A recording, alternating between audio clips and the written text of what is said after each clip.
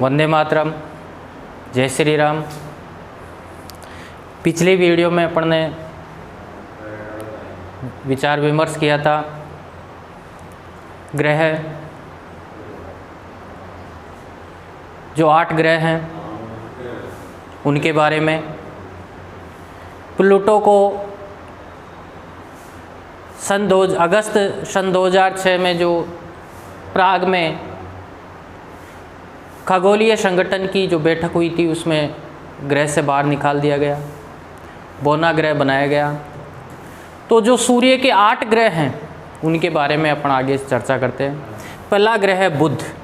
ये बुध सूर्य के सबसे नज़दीक स्थित है। बुध सूर्य के सबसे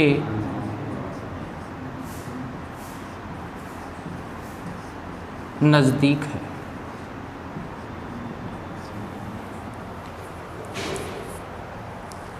अपनी कक्षा में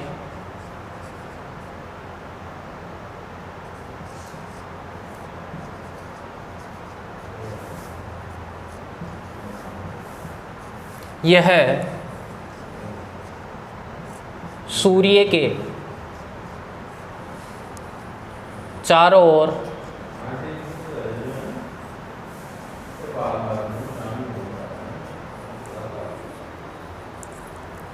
चक्कर लगाने में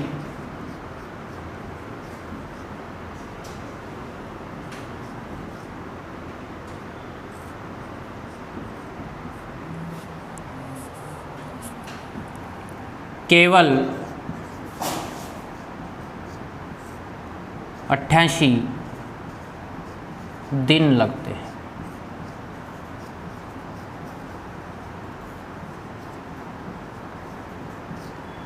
अपन ने यह भी पढ़ा था कि यह ग्रह सूर्य के चारों ओर एक निश्चित कक्षा में चक्कर लगाते हैं।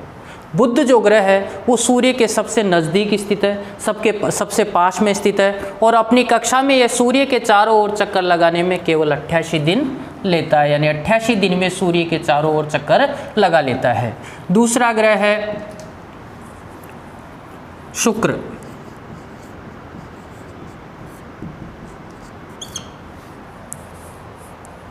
शुक्र को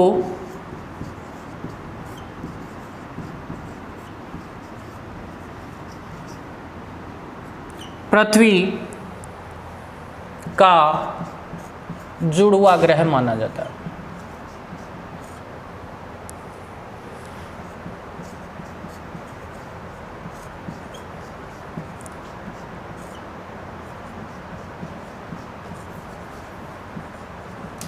क्यों माना जाता है? क्योंकि इसका आकार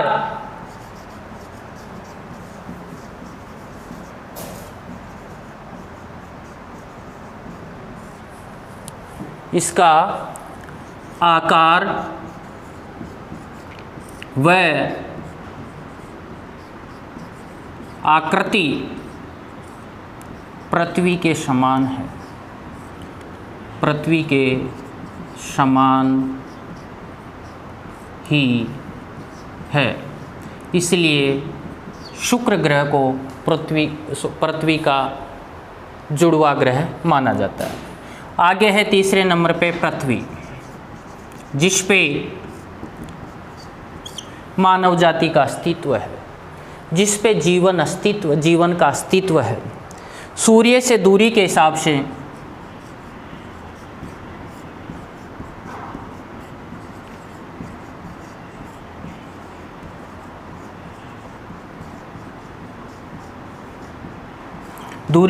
से पृथ्वी तीसरा ग्रह है। पहला बुध, दूसरा शुक्र और तीसरा पृथ्वी।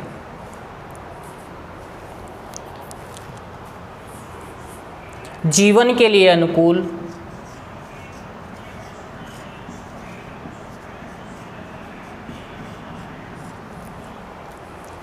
परिस्थितियां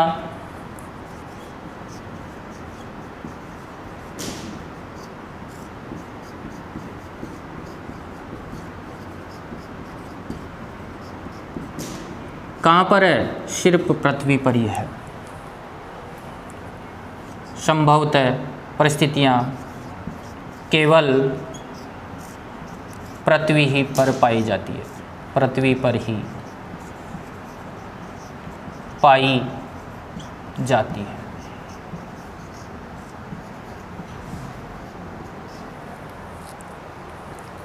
पृथ्वी न तो अधिक गर्म है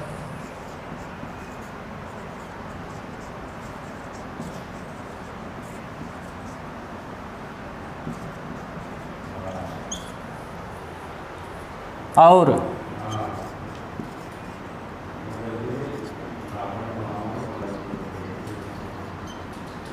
न ही ज़्यादा ठंडी है।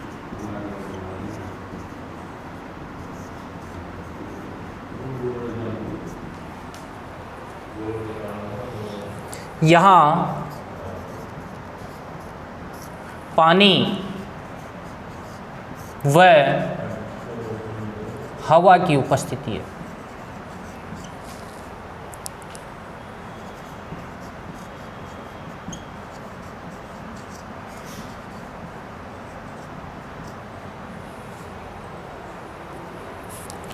जो पानी और हवा हमारे जीवन के लिए आवश्यक है, जो हमारे जीवन के लिए महत्वपूर्ण है या आवश्यक है।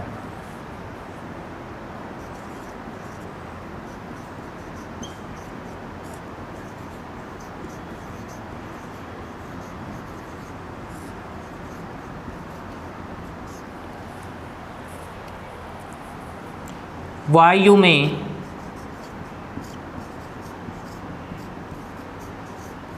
जीवन के लिए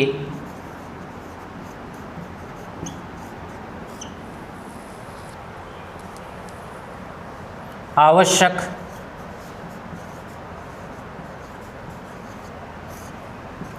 गैसें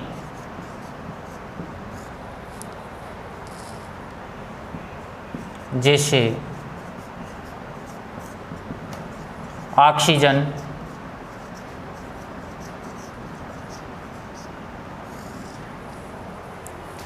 मौजूद है, क्योंकि ऑक्सीजन को ही अपन क्या लेते हैं? श्वास में अंदर लेते हैं।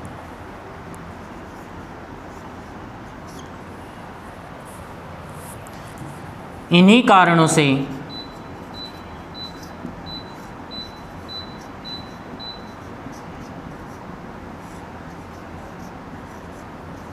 पृथ्वी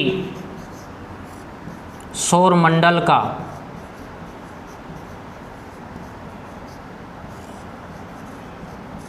अद्भुत ग्रह है।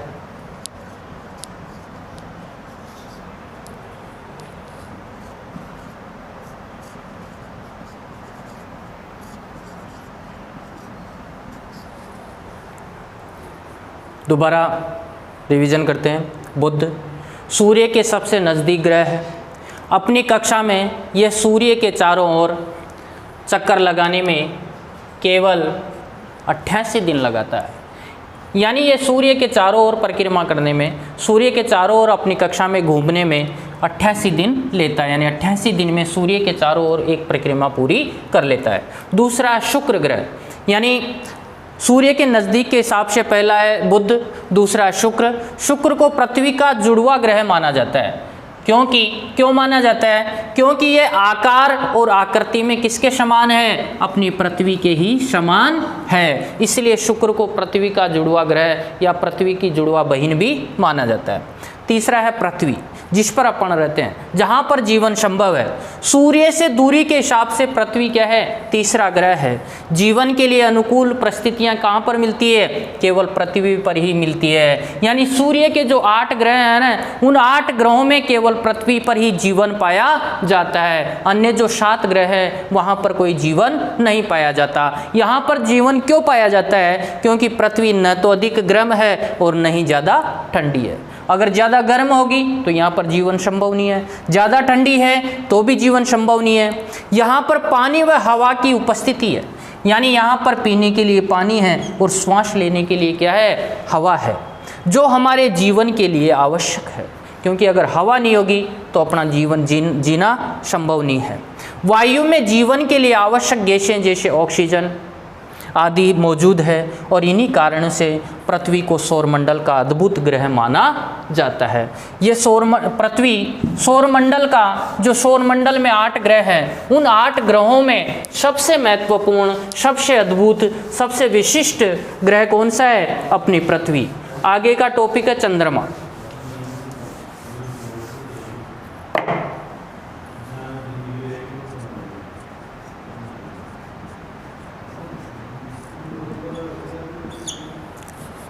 हमारी पृथ्वी के पास केवल एक ग्रह है, एक उपग्रह है, यानी चंद्रमा क्या है, ग्रह नहीं है, चंद्रमा उपग्रह है। हमारी पृथ्वी के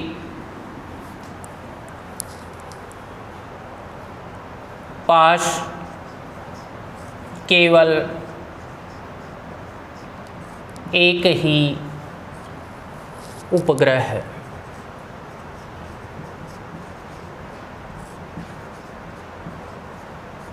वो है चंद्रमा।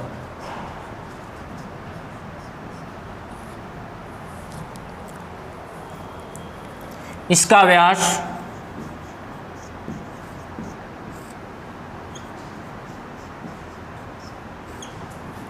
पृथ्वी के व्यास का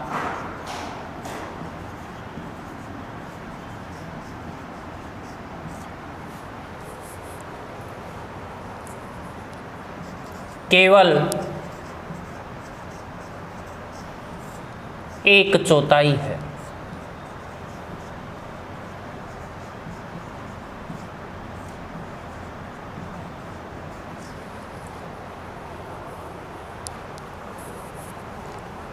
और ये अपनी पृथ्वी से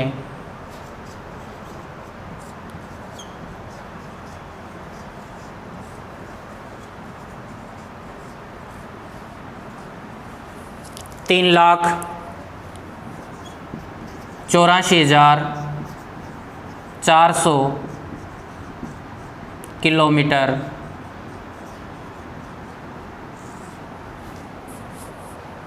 दूर है।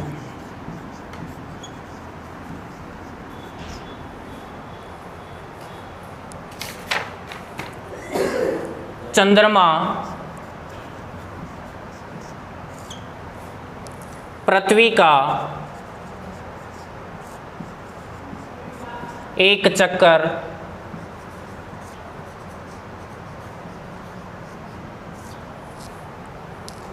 लगभग 27 दिन में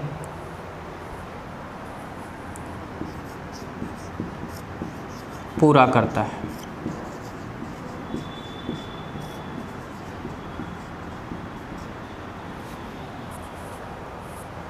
और लगभग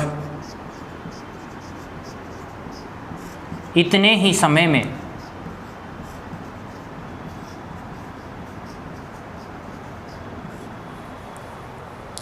यह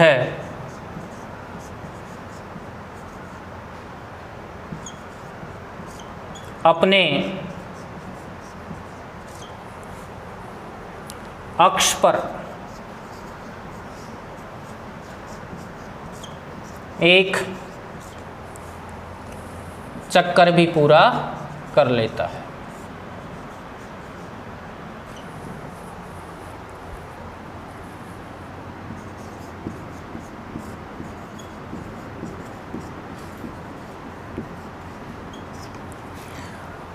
अपने अक्ष पर घूमने के कारण, अपने अक्ष पर घुमाव के कारण ये चंद्रमा पृथ्वी से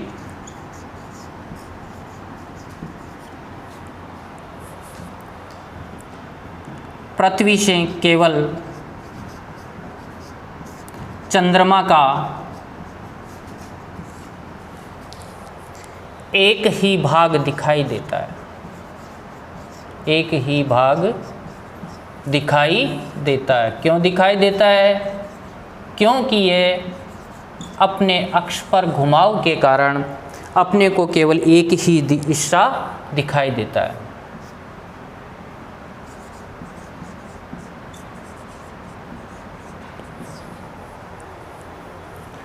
चंद्रमा पर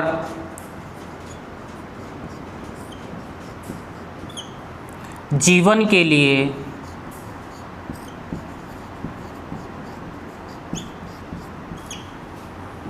अनुकूल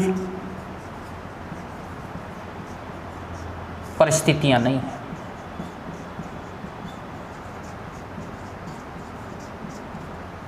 यानी चंद्रमा पर जीवन संभव नहीं है। जीवन कहां पर ही संभव है? केवल पृथ्वी पर।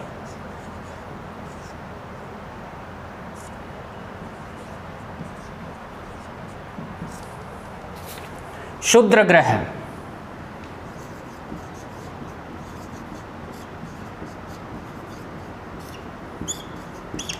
अपनी जो बुक है उसमें बुध, शुक्र, पृथ्वी, चंद्रमा इन्हीं का विवरण दिया रखा है। आगे है क्षुद्र ग्रह यानी तारों,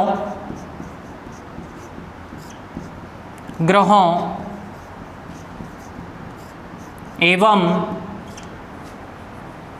उपग्रहों के अतिरिक्त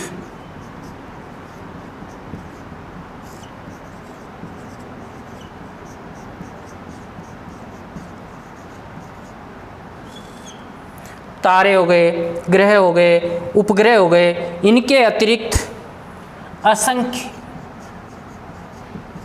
जिनकी कोई संख्या की गणना ही नहीं कर सकते, छोटे पिंड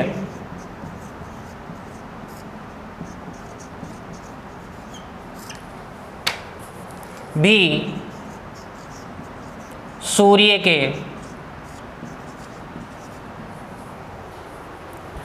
चारों ओर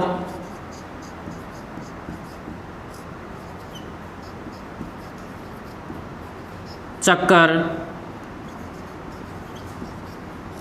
लगाते हैं।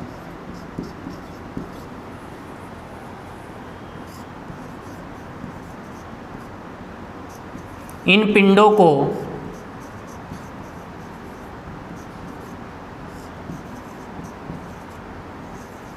क्षुद्र ग्रह कहते हैं।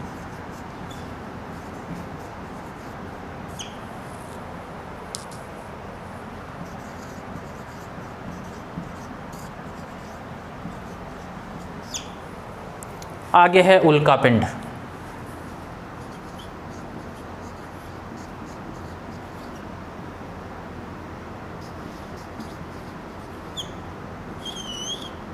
रात्रि के समय जब अपन आकाश को देखते हैं उस समय कोई चमकीली वस्तु नीचे धरती की तरफ बढ़ती हुई दिखाई देती है और अपने को ऐसा प्रतीत होता है कि ये कहीं पर गिर गई। वही होता है उल्का पिंड का टुकड़ा। सूर्य के चारों ओर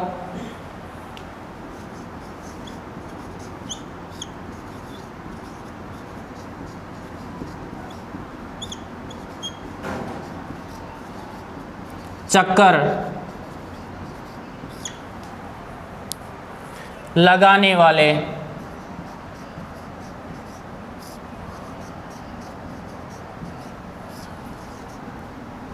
पत्थरों के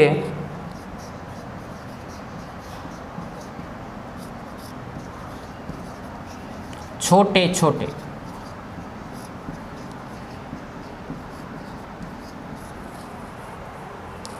टुकड़ों को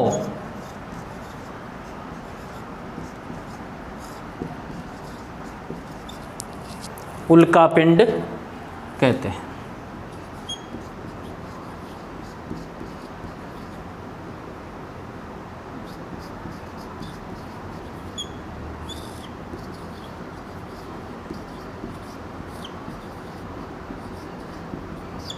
दोबारा रिवीजन देख लो। चंद्रमा हमारी पृथ्वी के पास केवल एक ही उपग्रह है, यानी सूर्य के जो 8 उपग्रह हैं, उन उपग्रह सूर्य के जो 8 ग्रह हैं, उन 8 ग्रहों में से अगर किसी ग्रह के कोई दूसरा कोई पिंड या कोई भी तारा चक्कर लगा रहा है तो वो उस ग्रह का क्या हो गया, उपग्रह है। तो चंद्रमा अपनी पृथ्वी का क्या है, उपग्रह है, क्योंकि चंद्रमा के पास अपना प्रकाश नहीं है। चंद्रमा सूर्य के प्रकाश से ही चमकता है। इसका व्यास पृथ्वी के व्यास का केवल 1/4 है और यह अपनी पृथ्वी से लगभग 3,84,400 किलोमीटर दूरी पर स्थित है। चंद्रमा पृथ्वी का एक चक्कर लगभग 27 दिन में पूरा करता है। यानी ग्रह किसके चक्कर लगाते हैं, सूर्य के। उपग्रह किसके चक्कर लगाते हैं, जिस ग्रह के वो उपग्रह हैं उसके। तो चंद्रमा किसका ग्रह है, पृथ्वी का। चंद्रमा किसका उपग्रह है, पृथ्वी का, इसलिए किसके चक्कर लगाएगा, पृथ्वी के। और लगभग इतने ही समय में ये अपने अक्ष पर भी क्या करता है, एक चक्कर पूरा कर लेता है। इसी कारण पृथ्वी से केवल चंद्रमा का अपने को केवल आधा यानी एक ही हिस्सा दिखाई देता है। चंद्रमा पर जीवन के लिए अनुकूल परिस्थितियां नहीं है। क्षुद्र ग्रह, तारों, ग्रहों एवं उपग्रहों के अतिरिक्त असंख्य छोटे पिंड भी सूर्य के चारों ओर चक्कर लगाते हैं। इन पिंडों को क्या कहते हैं, क्षुद्र ग्रह। अब है आगे उल्का पिंड। सूर्य के चारों ओर चक्कर लगाने वाले पत्थरों के छोटे छोटे जो टुकड़े होते हैं उनको क्या कहते हैं, उल्का पिंड। और जब ये उल्का पिंड अपने रास्ते से भटक जाते हैं और जब ये वायु में प्रवेश कर जाते हैं तो पृथ्वी के गुरुत्वाकर्षण बल के कारण ये पृथ्वी की तरफ खींचे आते हैं और हवा की घर्षण की वजह से, वायु की घर्षण की वजह से ये जल जाते हैं और जब पृथ्वी पर गिरते हैं तो ये बहुत गहरा गड्ढा भी बना लेते हैं। फिर है आकाश गंगा। यानी जब रात्रि के समय अपन आसमान में देखते हैं तो तारों का एक सफ़ेद झुंड सा दिखाई देता है, यानी एक सफ़ेद सा रास्ता दिखाई देता है, उसे ही क्या कहते हैं, आकाश गंगा। और अपने आसमान में, अपने अंतरिक्ष में अनेक सारी आकाश गंगाएं हैं और ये आकाश गंगा ही मिलकर किसका निर्माण करती है, ब्रह्मांड का निर्माण करती है। ये जो टॉपिक, ये जो प्रकरण पढ़ा, इसको आपको नोट्स की बुक में उतारना है, याद करना है। धन्यवाद।